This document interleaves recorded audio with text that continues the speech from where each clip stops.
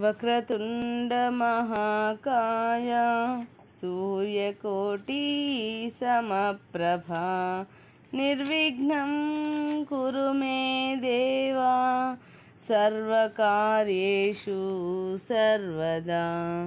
గురుబ్రహ్మా గురుర్విష్ణు గురుర్దేవో మహేశ్వరః గురుః సాక్షాత్ పరబ్రహ్మ తస్మై శ్రీ గురవే నమః. శ్రీమద్ విరాట్ పోతులూరి వీరబ్రహ్మేంద్ర స్వామి వారి సంపూర్ణ జీవిత చరిత్ర. 9వ రోజు పారాయణం. బ్రహ్మం గారు కాలజ్ఞానము లిఖించుట. అనంతరం స్వామివారు అక్కడే ఉన్న ఒక తాటి చెట్టు వద్దకు వెళ్ళగా ఆ తాటి చెట్టు తనంత తానుగా క్రిందికి వంగింది. అప్పుడు స్వామివారు ఆ తాటి చెట్టులోని మువ్వను కోసుకొని గులజారి ముళ్లను తీసుకుని ముందుకు నడిచి రవ్వల కొండను చేరి ఆ కొండలో ఒక గుహను గుర్తించి గుహలోనికి వెళ్ళి అక్కడ సమున్నతమైన శిలాఫలకంపై సుఖాసీనులై ఆ తాటి ఆకులపైన గులజారి ముళ్లతో కాలజ్ఞానము లిఖించనారంభించారు.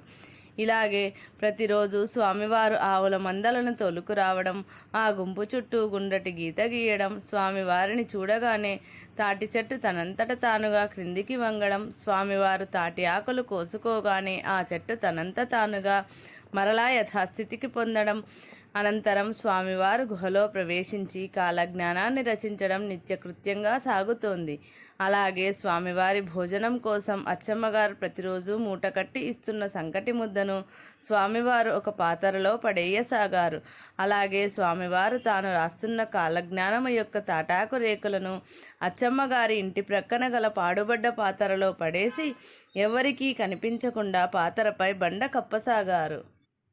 ఇలా జరుగుతుండగా స్వామివారు మేపుచున్న ఆవుల మందలన్నీ దినదిన ప్రవర్ధమానమై పెరుగుతుంటే తోటి బాలరు చుట్టుప్రక్కల గుట్టలు చెట్లు చేమల్లో త్రిప్పుతూ శ్రద్ధతో మేపుతున్న ఆవులన్నీ యథాప్రకారం బక్కచిక్కినాయి. ఆ బాలురెవరూ కూడా స్వామివారు ఆలమందలతో గుట్టలు చెట్లు చేమలలో సంచరించడం కానీ పశువులను మేపడం కానీ చూడలేదు.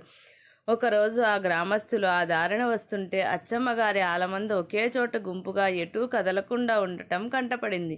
అంతేకాక గోపాలకుడు ఆ సమీపంలో ఎక్కడా కనిపించలేదు. అందుచేత వారంతా ఆ పశువుల కాపరి ఏ మూలనో కునుకు తీస్తుంటే ఆలమందలన్నీ అతని కంటపడకుండా అక్కడికి తప్పించుకు వచ్చాయని భావించి వాటిని అచ్చమ్మగారింటికి చేరుద్దామన్న సదుద్దేశంతో గోవులను అదిలించారు. కానీ ఆ గోవులన్నీ అక్కడే నెమరువేస్తూ నిలుచుండిపోయాయి. వారు ఎన్ని విధాల ప్రయత్నించినా ఒక్క ఆవు కూడా ఉన్న చోటు నుంచి కదలలేదు. వారికి చాలా విసుగు పుట్టింది. ఆ ఆవులను ఎలాగైనా అదిలించి తోలుకు వెళ్ళి అచ్చమ్మగారికి అప్పగించాలన్న ఉద్దేశంతో వాళ్ళు అప్రయత్నంగా స్వామివారు ఆలమంద చుట్టూ గీసిన గీత దాటారు. ఆ గీత దాటి ఒక్క అడుగు లోపలికి వేయగానే వాళ్ళందరికీ ప్రపంచమంతా అంధకారమయంగా తోచింది. వారంతా అంధులైపోయారు. హాహాకారాలు ఆర్తనాదాలు చేశారు. భయభ్రాంతులతో తల్లడిల్లిపోయారు. అయినా వారి మొల ఆలకించేవారెవరూ అక్కడ లేకపోయారు. అంతటా వాళ్ళు కొంత తడువు ఆలోచించి నెమ్మదిగా ఒక్కొక్క అడుగే వెనక్కి వేసుకుంటూ ఆ గీత దాటి బయటకి వచ్చారు. మరుక్షణం ఏదో మహత్యం జరిగినట్లు పోయిన చూపు పోయిన వారందరికీ తిరిగొచ్చేసింది. కానీ ఆవులు మాత్రం ఆ గీత లోపలే యథావిధిగా మేత నెమరు వేయసాగాయి. ఆ వింతని ఎలా అర్థం చేసుకోవాలో తెలియని వాళ్ళు వెంటనే అచ్చమ్మగారి వద్దకు వెళ్ళి జరిగిందంతా విపులంగా ఆమెకు తెలియజేశారు. ఆమెకు కూడా ఆ వృత్తాంతం వింతగానే తోచింది. ఆమె వాళ్ళని పంపించేసి ఆ వింత ఏమిటో తానే స్వయంగా చూసి తేల్చుకోవాలని నిశ్చయించుకుంది. బ్రహ్మం గారి మహత్తును గుర్తించిన అచ్చమ్మ ఆ మరునాడు స్వామివారు యథాప్రకారం గోవులను తోలుకొని బయలుదేరారు. స్వామివారు కొంత దూరం వెళ్ళిన తరువాత అచ్చమ్మగారు ఆయన కంటపడకుండా నెమ్మదిగా ఆమెను అనుసరించి నడవసాగారు. స్వామివారు యథాప్రకారం గోవులను యథాస్థానంలో నిలిపి వాటి చుట్టూ గీత గీశారు. తాటి చెట్టు వద్దకు వెళ్ళి క్రిందికి వంగిన తాటి మువ్వను కోసుకొని గుహలోనికి వెళ్లారు. ఆ గుహలో తన సముచితాసనంపై సుఖాసీనులై యథాప్రకారం కాలజ్ఞానమును లిఖించసాగారు.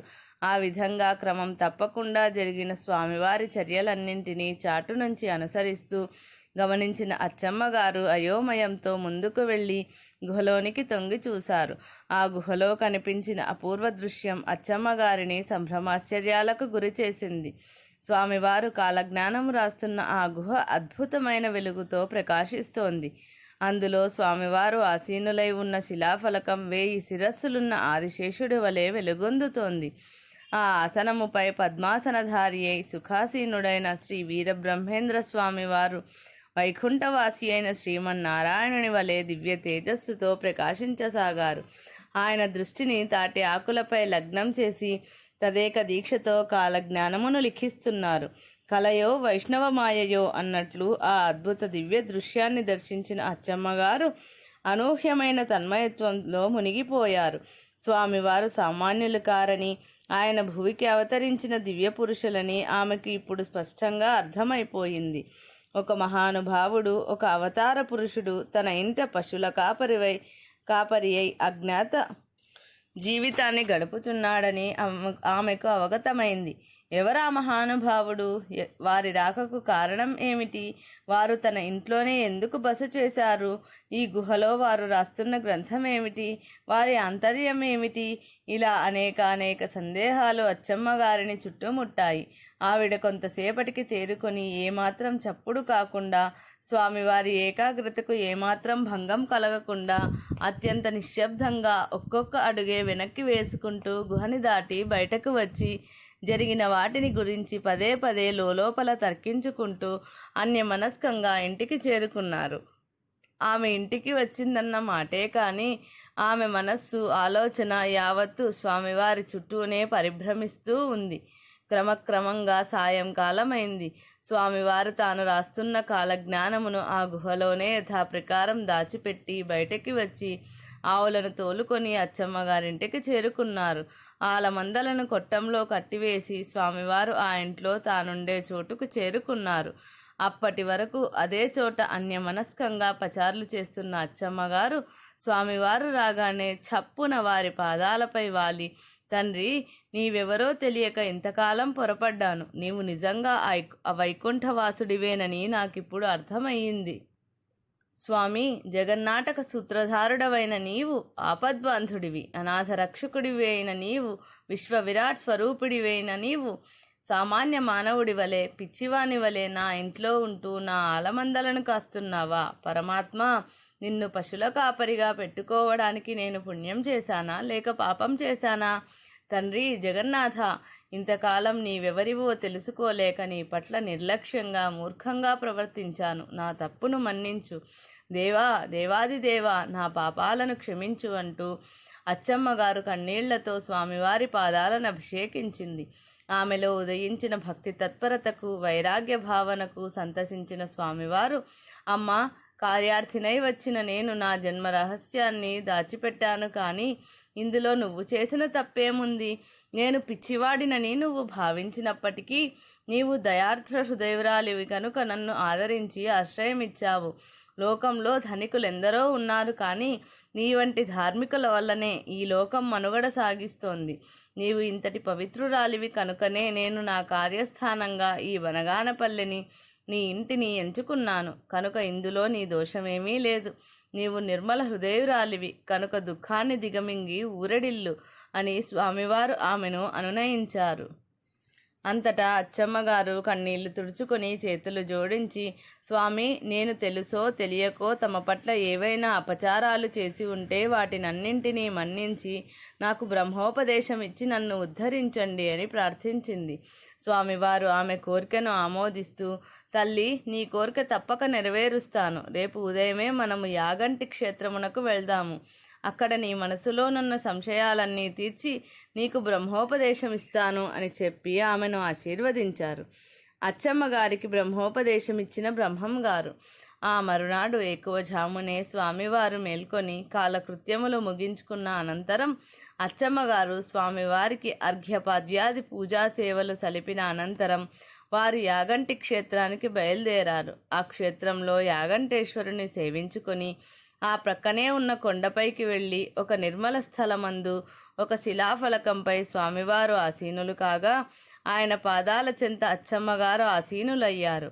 అంతటా అచ్చమ్మగారు భక్తితో బ్రహ్మం గారికి నమస్కరించి, స్వామి, పిపీలికాది బ్రహ్మాండ పర్యంతమునంతా ఆవరించి ఉన్న ఈ పరబ్రహ్మము స్త్రీయా లేక పురుషుడా అని వినయంతో ప్రశ్నించారు. స్వామివారు మందహాసం చేసి, అమ్మా, చిదానందుడైన పరబ్రహ్మము రూపము, నామము, సూత్రమనే భేదము లేక తానొక్కడే సర్వాంతర్యామి అయి భగవంతుడై ఈ అండపిండ బ్రహ్మాండమంతటా వ్యాపించి ఉన్నాడు. ఆయన ఇందు ఉన్నాడు, అందులేడనే సంశయమే లేదు. స్త్రీలో, పురుషుడిలో, నీటిలో, నిప్పులో, వాయువులో, ఆకాశంలో, మట్టిలో, చెట్టులో, చేమలో, పుట్టలో, గుట్టలో, పక్షిలో, పశువులో, అన్నిటిలో అంతటా తానై ఉన్న ఆ పరబ్రహ్మమును స్త్రీ అని చెప్పమంటావా, పురుషుడని చెప్పమంటావా? నువ్వు ఎలా భావిస్తే అలా దర్శనమిచ్చేవాడే భగవంతుడు. అందుకే అతడు సర్వవ్యాపి, నిరాకారుడు, నిర్వికారుడు, నిర్గుడు, శాశ్వతుడు, నిత్యుడు అని బోధించారు బ్రహ్మం గారు. స్వామివారి ప్రబోధంతో అచ్చమ్మగారి మనసు ఆనంద తరంగాల్లో తేలియాడింది. ఆవిడ ఆనంద భాష్పాలు కారుస్తూ, స్వామి, నాకున్న ఒకే ఒక్క సందేహం మీ వల్ల నివృత్తి అయ్యింది. ఇక నన్ను మీ పాదదాసిగా చేసుకుని నాకు బ్రహ్మోపదేశాన్ని అనుగ్రహించండి అని ప్రార్థించింది. స్వామివారు ప్రసన్నంగా ఆమెను చూస్తూ, అమ్మా, నీ కోరిక నాకు చాలా సంతోషాన్ని కలిగిస్తోంది. ఇప్పుడు నీ మనసు నిర్మలమైనది. నీవు బ్రహ్మోపదేశాన్ని పొందడానికి అర్హురాలివయ్యావు కనుక భక్తి శ్రద్ధలతో ఈ మంత్రాన్ని జపించు. ఓం హ్రీం క్లీం శ్రీం శివాయ బ్రహ్మణే నమః అని ఆమెకు బీజ సంపుటంతో కూడిన ఆ మహామంత్రాన్ని ఉపదేశించి, తల్లి, నీవు నిత్యం భక్తి శ్రద్ధలతో ఈ మంత్రాన్ని జపిస్తే ఇదే నీకు సద్గతికి దోవ చూపిస్తుంది.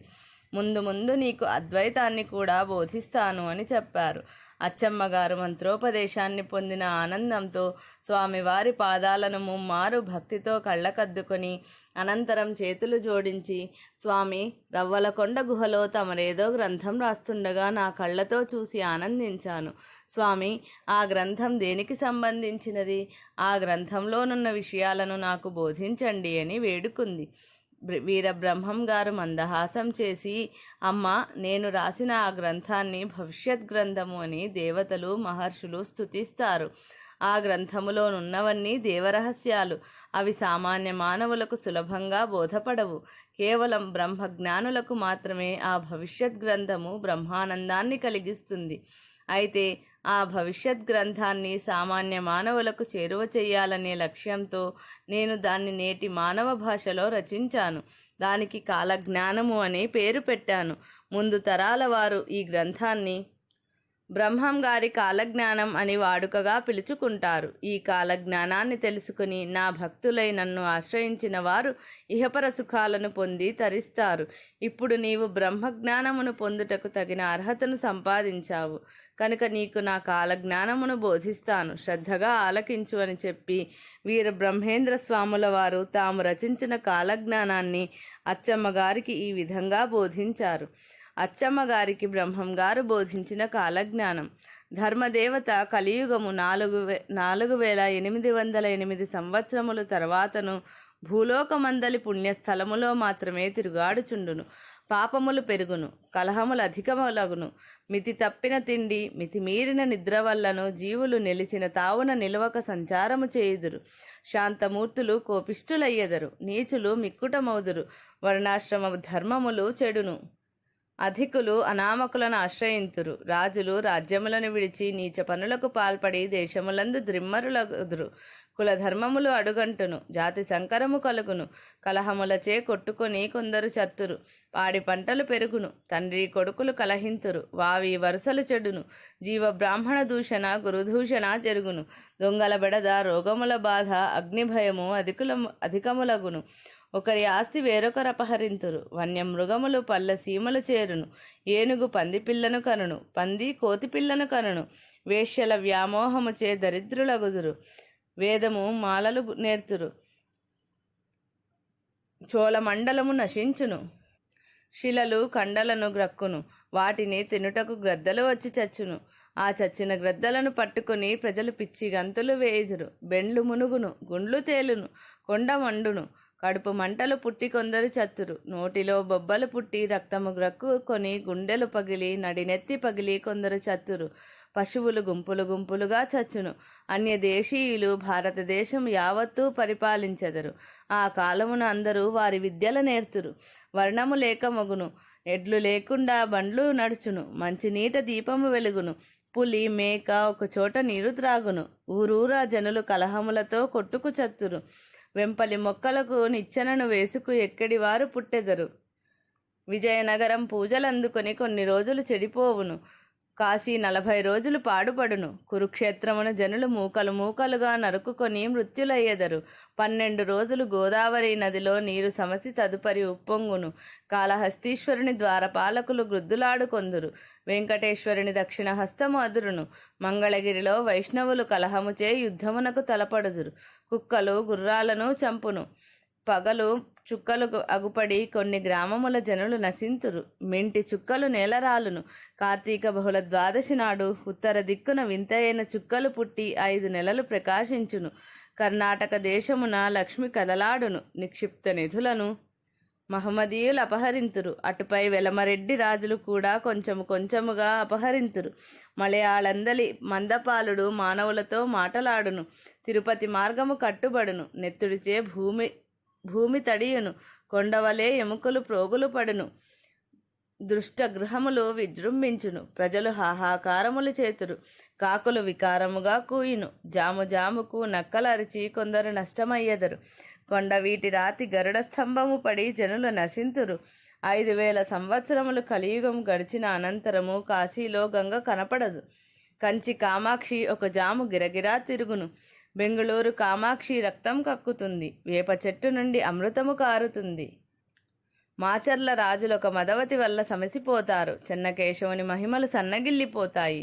కారెంపూడి కలహాల వల్ల రాజులు నశిస్తారు, శ్రీశైల దక్షిణాన గాలివాన వల్ల గుండ్లు దొర్లుతాయి, రక్తపు వాన కురుస్తుంది, దండలు పగిలి కాకులు గ్రద్దల్లా ఆకాశంలో ఎగురుతాయి, రాతి గుంటల్లో రక్తం చీము కారుతుంది, ముక్కు పచ్చలారని పసిబిడ్డలు మాట్లాడుతారు, ఆకాశంలో పొగలు మంటలు పుడతాయి, 6 మతాలు ఒక్కటవుతాయి, ఆహాహాకారాలు ఆకాశమున ముట్టుతున్నాయి, అర్ధరాత్రి ఘంటారావం శంఖధ్వని వినపడుతుంది, ఒకరి ఇల్లాలు ఇంకొకరి పాలవుతుంది. పుణ్యాత్ములు నన్ను గురించి చెప్పుకుంటారు, పుణ్యాత్ములు బ్రతుకుతారు, పాపాత్ములు నశిస్తారు. పుణ్యస్థలాలు దేవాలయాలు పాడుపడిపోతాయి. తిరుపతిలో తురకలు చండాలురు పూజలు చేస్తారు, వెంకటేశ్వరుని సొమ్ము దొంగిలించబడుతుంది. తిరువల్లూరులోని వీరరాఘవ స్వామి వారికి తిరుమేనం చేస్తారు, అందువలన ఆయనకు కుండలాది పట్టును. పుణ్యస్థలాల్లో 6 దుష్టులు ఆవిర్భవిస్తారు. కృష్ణా గోదావరిల మధ్య జనులు గుంపులు గుంపులుగా చేస్తారు, అందువల్ల శీతజ్వరాలు కలిగి కొందరు నశింతురు. కృష్ణ మధ్య బంగారు రథం కనిపిస్తుంది, దానిని చూచిన వారు గుడ్డివారవుతారు. కర్ణాటక దేశంలో గుడులు మహమ్మదీయుల వలన నాశనమవుతాయి, రాతి రథాలు విరిగిపడతాయి, దేవ బ్రాహ్మణులు ఆచార శూన్యులై కటిక దరిద్రులవుతారు. శ్రీశైల భ్రమరాంబ గుడిలో 2 తలల బంగారు మొసలి కనబడి ఆమెలో లీనమవుతుంది. ఉదయగిరి శిఖరం మీదికి అమావాస్య రాత్రి యందు చక్రాంకితుడై పరమహంస ఎక్కినందున చంద్రగ్రహణమని ప్రజలు భ్రమపడతారు. హరిహరుల ఆలయాలలో రక్తం పుడుతుంది. 2 బంగారు హంసలు ఆలయాలలో వచ్చి పట్టణాల మీద వనాల మీద విహరిస్తాయి. వాటిని పట్టుకుంటామని పాపాత్ములు కన్నులు గానక లక్షలాది చత్తురు. ఆకాశమున తూర్పు పడమరలకు చెంగావి చీర పట్టినట్లుగా పడుతుంది. కొంతలలో ఘణాఘణాభటములు వినబడుతవి. శ్రీ వీరబ్రహ్మేంద్ర స్వామి ఆ విధంగా తమ కాలజ్ఞానాన్ని అచ్చమ్మ గారికి బోధించి, అమ్మ, ఇంకా అనేకమైన జీవరాశుల రహస్యాలున్నాయి. ఆ వింతలన్నీ కలియుగ చివరి పాదమున నేను వీరభోగ వసంతరాయలునై వచ్చే వరకు జరుగుతుంటాయి. వీటి గురించి తరువాత వివరంగా చెప్తాను. నన్ను భక్తితో నమ్మి నా కాలజ్ఞానాన్ని పూజించిన వారికి, పురాణంగా చెప్పేవారికి, వినేవారికి, నా చరిత్రను చదివిన వారికి అష్టైశ్వర్యాలు సమకూరుతాయి. నా భక్తులైన వారికి మోక్షం కరతలామలకమవుతోంది. కనుక నీవు అహర్నిశలు నన్నే ధ్యానించు, నీకు బ్రహ్మత్వము తప్పక సిద్ధిస్తుంది అని తెలిపి అచ్చమ్మగారిని ఆశీర్వదించారు. శ్రీ స్వామివారు అచ్చమ్మగారు ఆ కొండపై ముచ్చట్లాడడం చేత ఇప్పటికీ ఆ కొండ ముచ్చట్లు అని పిలువబడుతోంది. అనంతరం వీరబ్రహ్మం గారు అచ్చమ్మగారితో కలిసి కందిమల్లయ్య పల్లెకి తిరిగి వచ్చారు. అక్కడ అచ్చమ్మ గారింటి వద్దనున్న ఒక పాతరలో స్వామివారు తాను రాస్తున్న కాలజ్ఞానము తాళపత్రాలన్నీ ఉంచి పాతరను మూసివేశారు. కొంతకాలానికి ఆ పాతరపై ఒక చింత చెట్టు మొలిచింది. కాలజ్ఞాన పాతరపై మొలిచిన చింత చెట్టు మహాత్మ్యం. శ్రీ వీరబ్రహ్మేంద్ర స్వామివారు రచించిన 14,000 కాలజ్ఞానములను దాచిన పాతరపై మొలచిన చింత చెట్టు 2 పంగలు కలిగి సుమారు 50 మూరల ఎత్తు, ఒక చిన్న గది వెడల్పు కలిగి ఉంది. ఆ చెట్టు మొదలు చుట్టూ వలయము సుమారు 1 గజం ఉంటుంది. ఆ చెట్టుకు కాసే కాయలన్నీ లోపల కాటుక పట్టి ఉంటాయి. ఆ కాయలను తినడానికి ఎవరూ ఉపయోగించరు. ఏదైనా ఉత్పాతం జరిగే ముందు ఆ చెట్టుకి పూచిన పూతంతా ఒక్క రాత్రే రాలిపోతుంది. కలరా తదితర వ్యాధులు సంభవించుటకు గుర్తుగా ఆ చెట్టు 2 కొమ్మల మధ్యనున్న పంగలో రక్తము మాదిరి కారుతుంది. అది గడ్డకట్టి కుంకుమలాగా ఉంటుంది. సుమారు 800 సంవత్సరముల నుండి ఈ దృష్టాంతములు ఇప్పటికీ జరుగుతూనే ఉన్నాయి. ఆ చెట్టు ఇప్పటికీ కూడా చూడడానికి పొన్న చెట్టు కంటే కొంచెం ఎత్తు ఉంటుంది. ఆ చెట్టుకి ఈనాటికి కూడా నిత్య ధూపదీప నైవేద్యాలు జరుగుతున్నాయి. అచ్చమ్మగారు బనగానపల్లెలోనే శ్రీ వీరబ్రహ్మేంద్ర స్వామివారి కోసం ఒక మఠాన్ని కట్టించారు. ఆ మఠంలో బ్రహ్మం గారు సంసారాన్ని వదిలి విరాగి అయిన అచ్చమ్మ గారు తపస్సు చేసుకోసాగారు. ఆ విధంగా కొంతకాలం గడిచింది. ఇది పోతులూరి వీరబ్రహ్మేంద్ర స్వామి జీవిత చరిత్ర 9వ రోజు పారాయణము సంపూర్ణం.